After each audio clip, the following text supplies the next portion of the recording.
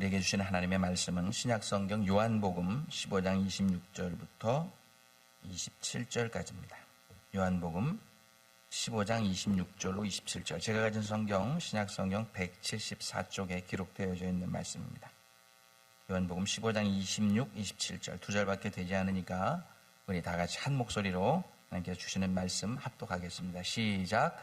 내가 아버지께로부터 너희에게 보낼 보혜사 곧 아버지께로부터 나오시는 진리의 성령이 오실 때에 그가 나를 증언하실 것이요 너희도 처음부터 나와 함께 있었으므로 증언하느니라. 아멘. 입니다. 감사합니다. 기도하고 말씀 함께 나누겠습니다. 하나님, 시간 종이 찬양한 것처럼 우리가 이 세상에 그리스도인으로 살아가는 것은 성령께서 불을 내려주셔서 우리를 통해서 성령의 불이 우리 주변의 이웃에 전파되는 것인 줄 믿습니다.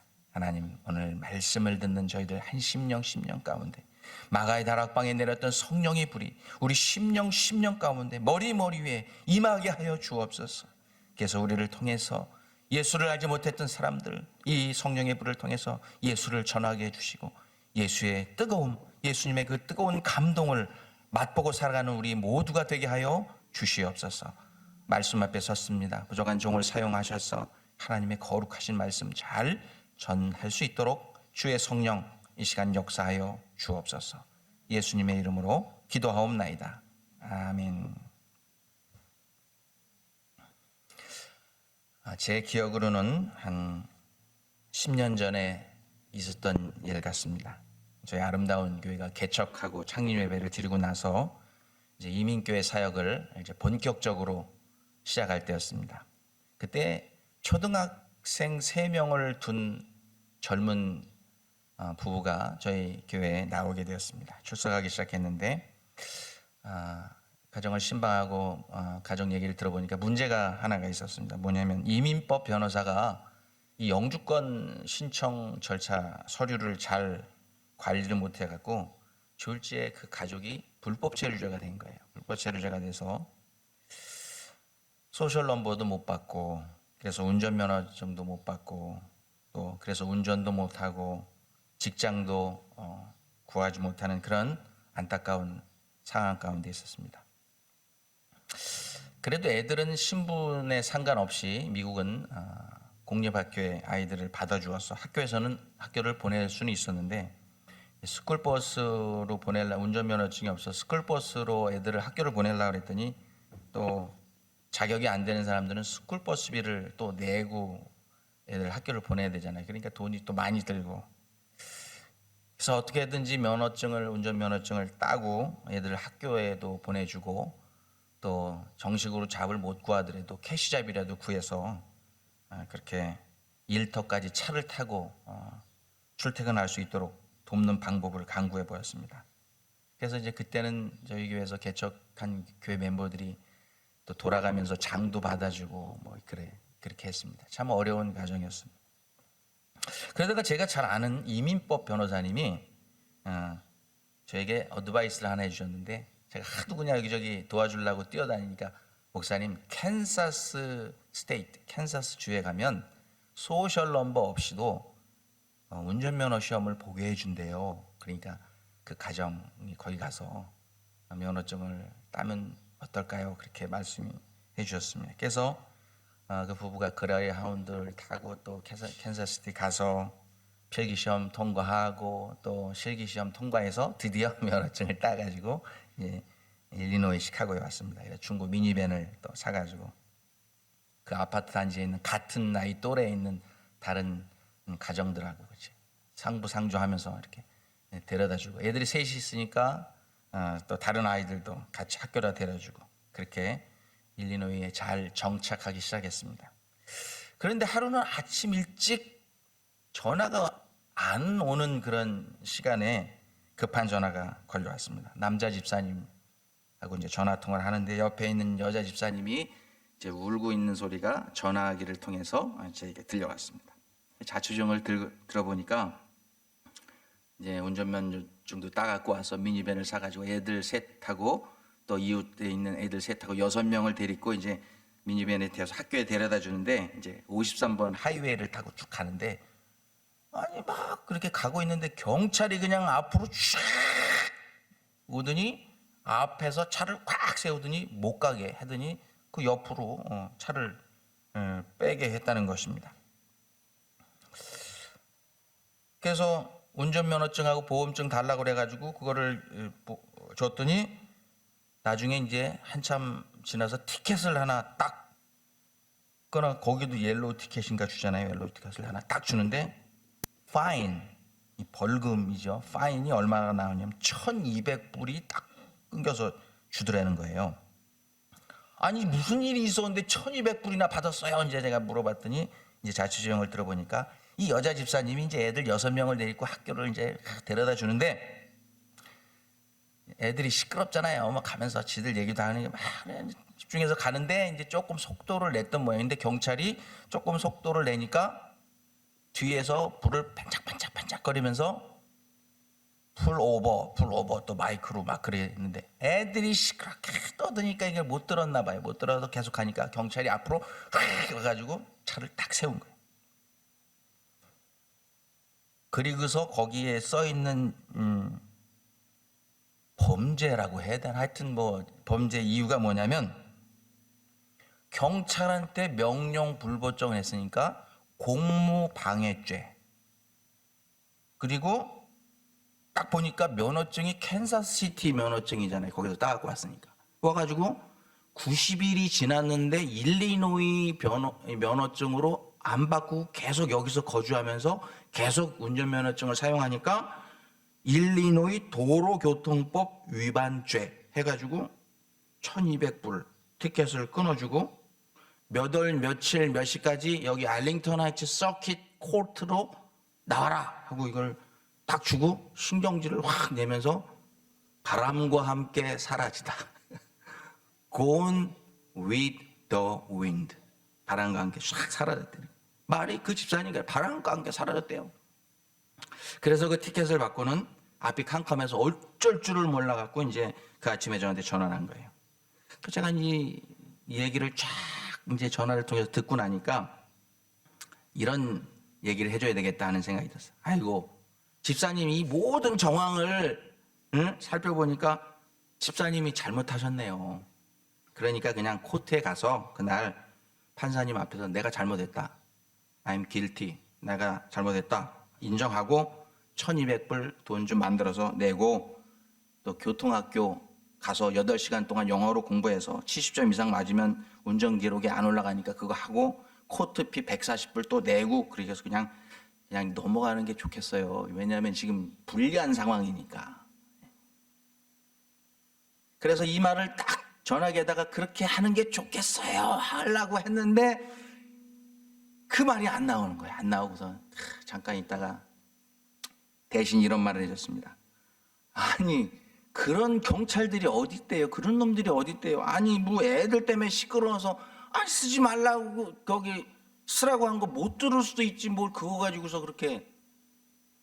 아니 그리고 일리노이로 이사 온 지 90일 넘으면은 여기서 사는 사람 다 바꿔야 돼요? 아니 그런 법이 어디 있어요? 참 말도 안 돼. 하여튼 걱정하지 마세요, 집사님. 내가 그날 코트에 가서 통역도 내가 다 해주고 억울한 얘기도 내가 다 변호도 내가 다 해줄게요. 그렇게 하고서 이제 전화를 끊었습니다.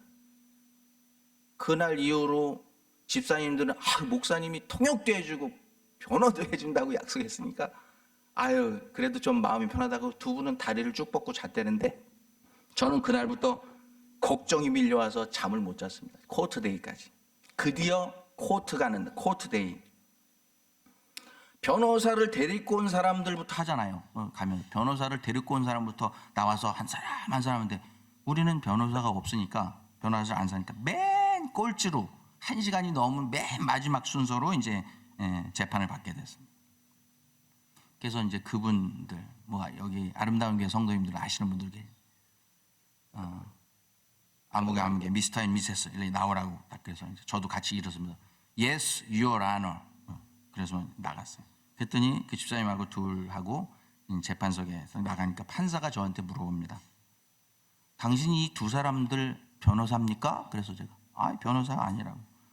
통역해주러 왔다 그러니까 그러면 공적인 그런 오피셜 통역사입니까? 그래서 뭐 오피셜하는 건 아닌데 그러면 누구십니까? 물어봐서 이분들이 출석하고 있는 교회 목사입니다. 아니 목사님이 여기를 어떻게 오셨습니까?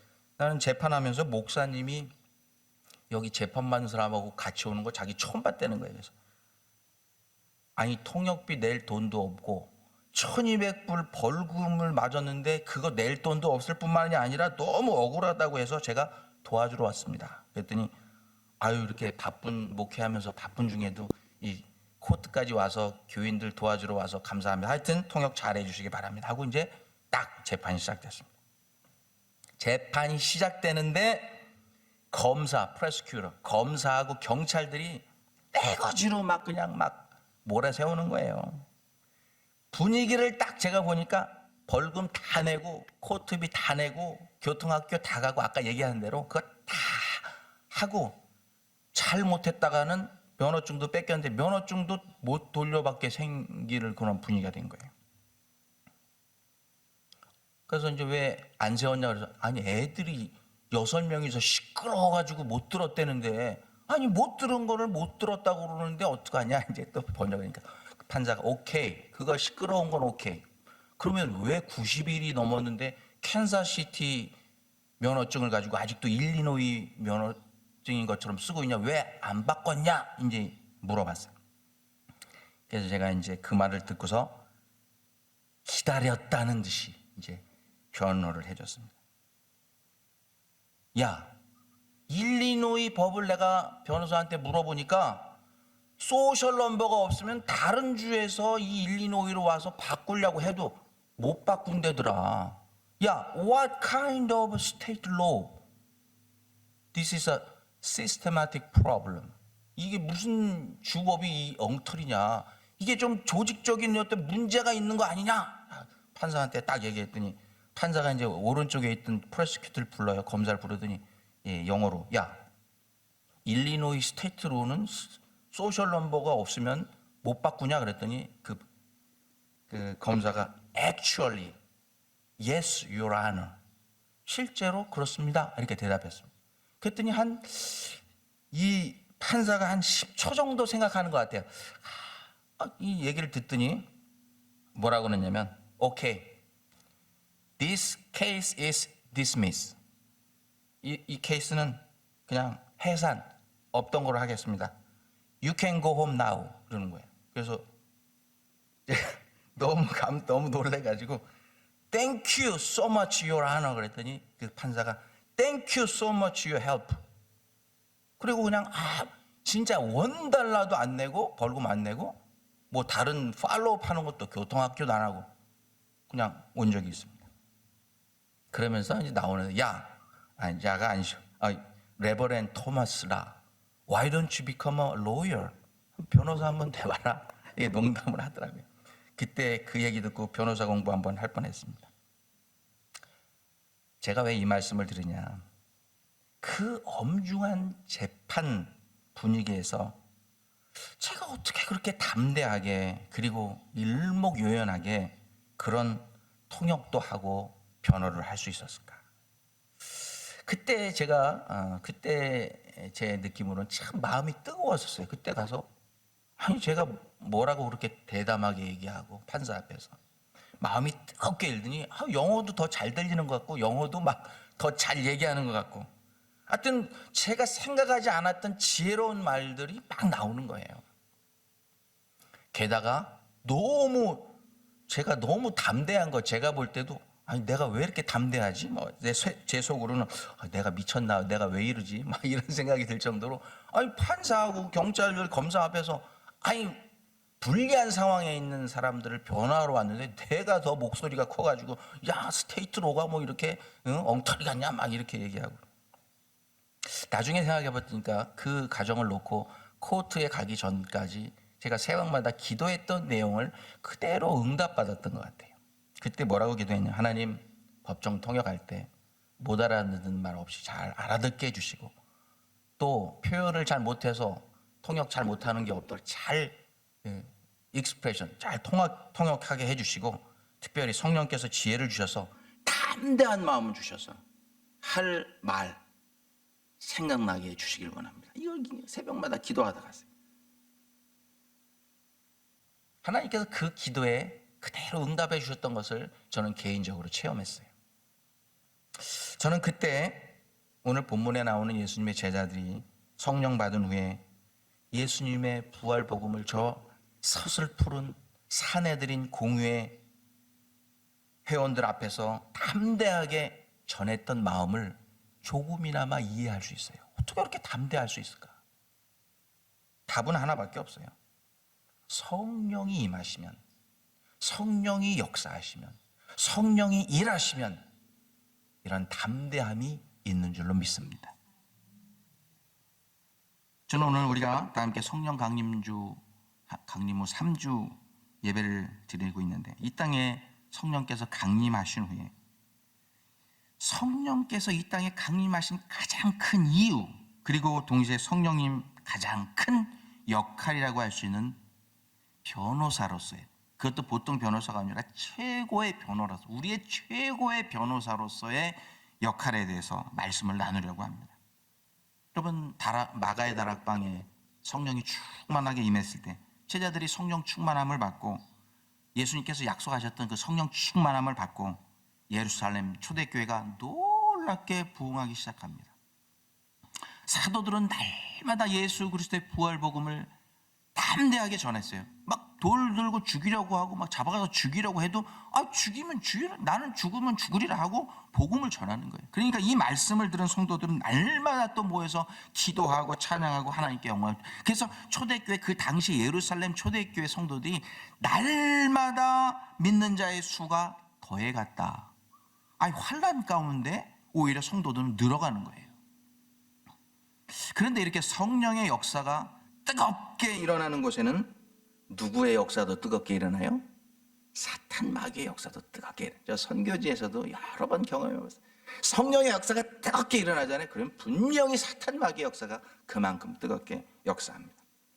어떻게 해서든지 예수 그리스도의 복음을 전파되는 것이 방해하기 위해서 안간힘을 쓰는 사탄 마귀의 그런 역사를 볼 수 있습니다. 이 사탄은 이 예수의 복음을 막기 위해서 어떤 방법을 쓰냐면 유대 종교 지도자들을 사용합니다. 그들 이용해서 성령 충만해서 복음을 전하려고 하는 제자들을 잡아오도록 합니다. 베드로와 요한이 그때 잡혔죠. 첫 번째. 그래서 감옥에 감금되는데 그날 밤에 하나님께서 천사를 보내셔서, 성령께서 천사를 보내셔서 그들을 풀어주고 다시 풀려져서 나와서 또 잡혀가면 또 풀어주시겠지 믿고 제자들이 또 열심히 복음을 전해서 또 놀라운 부흥을 이루면서 5,000명, 3,000명씩 회개하는 놀라가 일어나요. 근데 그 첫 번째 감옥에 잡혔다가 풀려난 지 얼마 있은 후에 예루살렘과 온 이스라엘 사람들이 이 예수 그리스도의 복음을 듣고 놀랍게, 그리고 참 급속적으로 이 복음이 전파되는 것을 보고 이 종교 지도자들이 이제 위기감을 느낀 거예요. 이러다가 우리가 설 곳이 없게 생기겠다. 예수도 잡아서 우리가 죽였는데 예수의 쪼무레기들 다 잡아갖고 이참에 죽여버리자. 그래서 이제 사내들인 공의, 예수님을 재판에서 죽인 공의회잖아요. 요번에는 아예 잡아서 다 죽여버리라고 사내들인 공의회를 소집했습니다. 그런데 그 뜻밖의 이 사내들인 공의회에 딱 나가서 재판을 받는데 이 베드로와 요한 그리고 제자들을 도와주는 사람이 갑자기 뿅 하고 나타났어요. 성경에 보면 진짜 어떤 준비도 없이 예고도 없이 갑자기 나타난 인물인데 바로 바리새인이었고 존경받는 랍비였고 율법 교사였던 가말리엘이라고 하는 사람이었어요. 가말리엘. 미국식으로 말하면 하버드 법대 학장, 로스쿨 학장이라고 볼 정도의 위치와 그런 수준이 있는 그런 사람이었습니다. 어디서 많이 들어봤던 사람이죠. 가말리엘, 바로 사도 바울의 스승이었습니다. 사도 바울이 나중에 자기 소개할 때 나는 가말리엘 문화에서 공부를 했고 이렇게 자기를 소개하죠. 가말리엘이 바로 사도 바울의 선생이었습니다. 굉장히 높은 법적, 사회적 모든 레벨의 최고 수준에 있었던 그런 스승이었습니다. 사도들이 활동하던 시대의 바리새파, 이 종교 지도자 바리새파는 양대 산맥이 있었어요. 이쪽.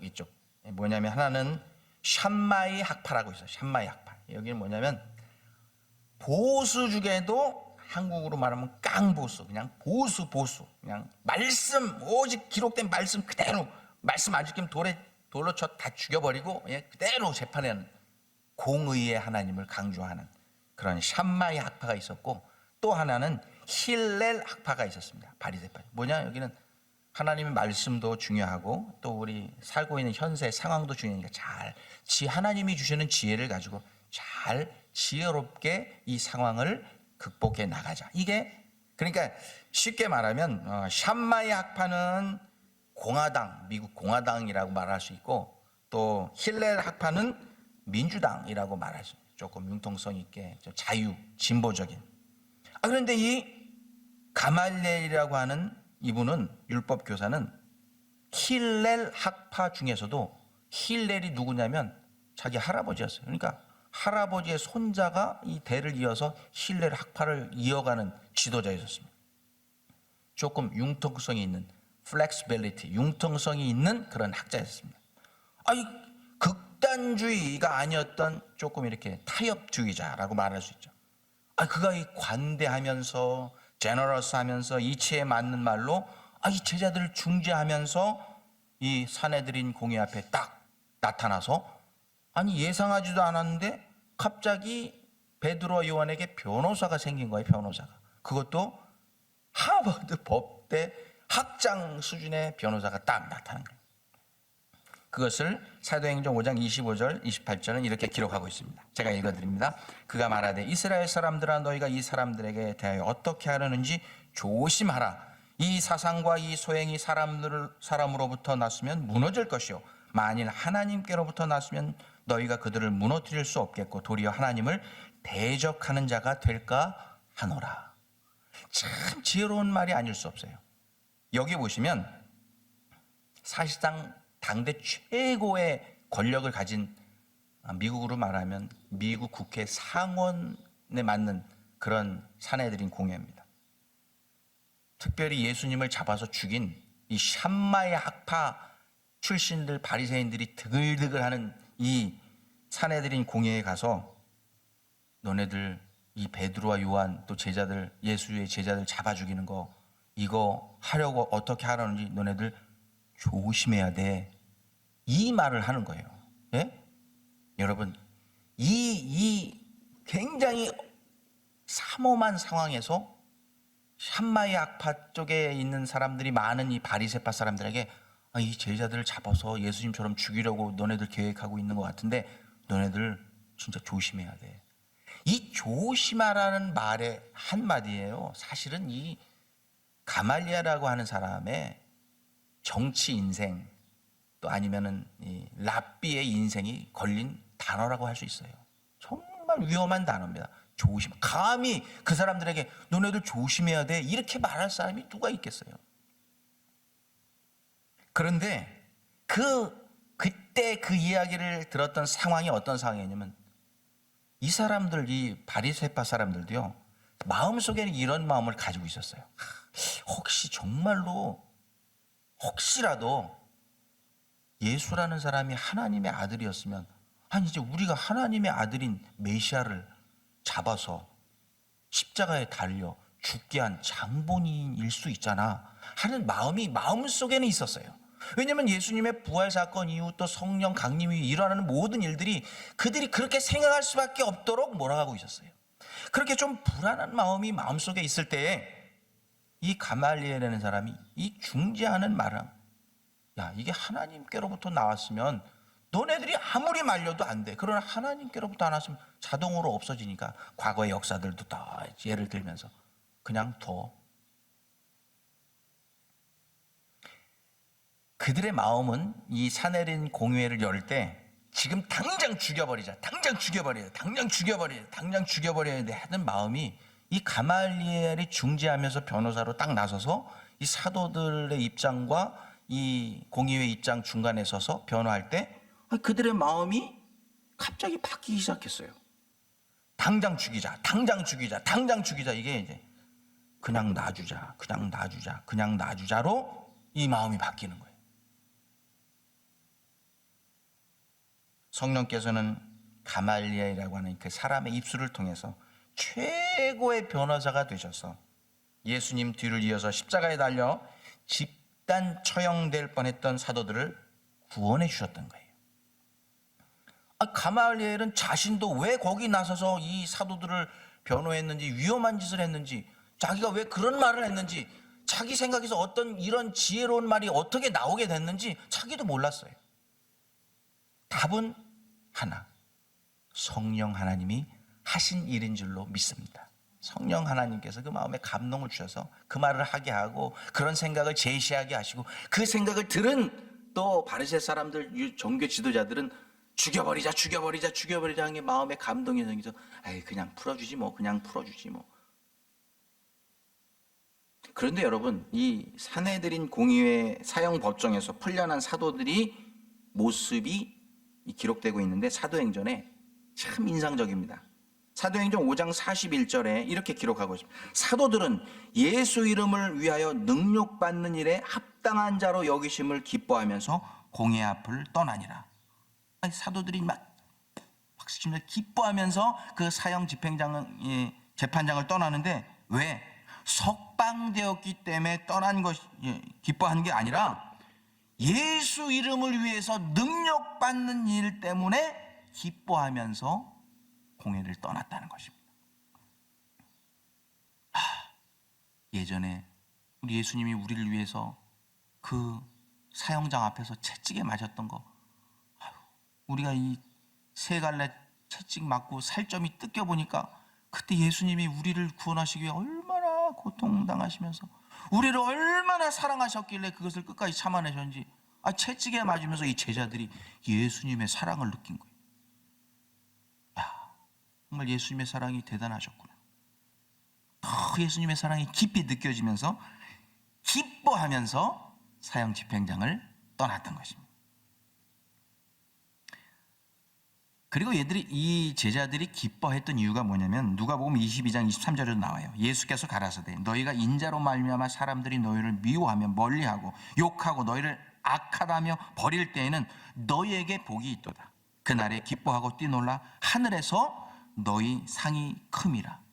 그때는 이걸 몰랐어요. 그때 예수님 돌아가시기 전에는 뭔 얘기를 하시는 거야. 내가 예수님을 위해서 능욕을 당하고 버림당하고 고통당하면 하늘의 상이 크다는데 뭔 얘기를 하시는 거야. 근데 지금은 성령 받은 후에는 이 말씀이 무슨 말씀인지 100% 이해가 되었던 것입니다.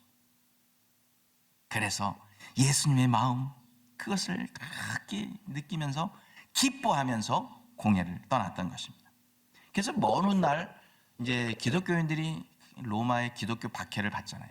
사자 굴에도 던져지고 콜로세움에서 죽고 찢겨 죽이기도 하고 톱에 켜서 화형당해 막 죽을 때, 그때 믿음을 지켜가기 위해서 고난을 당하던 성도들 향해서 베드로가 편지를 써서 이렇게 보냅니다. 베드로전서 4장 14절 너희가 그리스도 이름으로 치욕을 당하면 복이 있는 자로다. 영광의 영 곧 하나님의 영이 너희 위에 계심이라. 여러분, 이게 무슨 말씀이냐면 치욕을 당하고 고난을 당하는데 기뻐하고 즐거워하는 것은 그 위에 영광의 영, 하나님의 진리의 영, 하나님의 영이 그 위에 있기 때문에, 성령이 있기 때문에만 그런 행동을 할 수 있다는 거예요. 성령이 임했을 때만. 이런 고난 중에도 기뻐했던 성령님에 대해서 오늘 우리가 함께 읽는 본문은 이렇게 기록하고 있어요. 내가 아버지께로부터 너희에게 보낼 보혜사 곧 아버지께로부터 나오시는 진리의 성령이 오실 때 그가 나를 증언하실 것이요 너희도 처음부터 나와 함께 있었으므로 증언하느니라.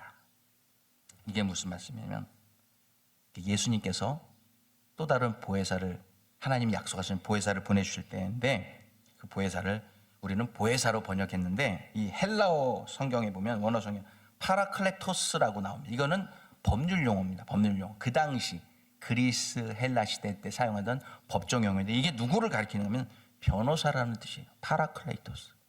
성령께서 우리에게 임하시는데 어떤 역할을 하시기 위해 이 땅에 임하시냐면 우리를 대변해 주시고 우리를 변호해 주시기 위해 이 땅에 오신 파라클레이토스, 변호사로 오신 분이 성령입니다. 무슨 얘기냐면 성령님은 마귀가 죄인된 우리를 하나님 앞에 고세해요. 하나님, 저 사람 구원받을 자격 없어요. 죄를 얼마나 많이 졌는데 지옥 가야 돼요. 지옥 가야 돼요. 지옥 가야 돼요. 고소할 때. 율법이 우리를 정죄할 때. 율법 보세요. 율법에 이 사람 천국 못 가요. 안 됩니다. 이게 정죄할 때 성령님은 그 하나님 보좌 우편에서 하늘 법정에서 우리 변호사가 되셔서 우리를 위해서 이렇게 변호해 주신다고 성경에 기록하고 있어요. 어떻게 변호해 주시냐? 참 멋진 변호문입니다. 하늘 법정 변호문이라고 제가 이름을 붙여봤습니다. 아버지여, 아버지께서 내게 주셔서 구원하도록 하신 이들을 위하여 제가 피 흘려 죽었나이다. 나의 피를 보시고 이들을 용서해 주시길 원하나이다. 하나님 보좌 우편에 서신 예수님께서 진리의 영이신 성령께서 우리를 보호해 변호해 주시는데 이 변호문을 가지고 우리를 변호해 주신다는 거예요.